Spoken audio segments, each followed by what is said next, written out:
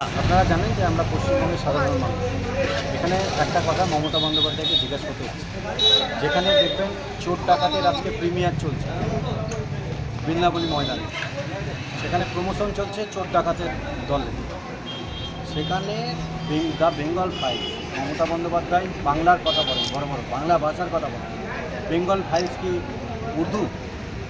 এই বেঙ্গল ফাইলস যে ফিল্মটা পদ্মশ্রীপ্রাপ্ত মিঠুন চক্রবর্তী, ভারতবর্ষের না বিশ্বের একজন বিশিষ্ট অভিনেতা, তার দ্বারা আজকে তিনি অভিনয় করেছেন। বেঙ্গল ফাইলস নিয়ে আজকে মমতা বন্দ্যোপাধ্যায় গোটা ভারতবর্ষে গতকাল রিলিজ হয়েছে, কিন্তু পশ্চিমবঙ্গে রিলিজ করতে দিচ্ছে না কেন? কার স্বার্থে, কিসের ভয়? আজকে মমতা ব্যানার্জি কি চাইছে না যে আমরা জানি গোপাল মুখার্জির যে ইতিহাস এবং হিন্দুদের উপরে যে 15,000 হিন্দুদের উপর যে কী অত্যাচার হয়েছে সেটা গোটা পশ্চিমবঙ্গের মানুষ জানে। সেটাই উত্থাপন হওয়ার ভয়ে কি মমতা ব্যানার্জি চাইছে না?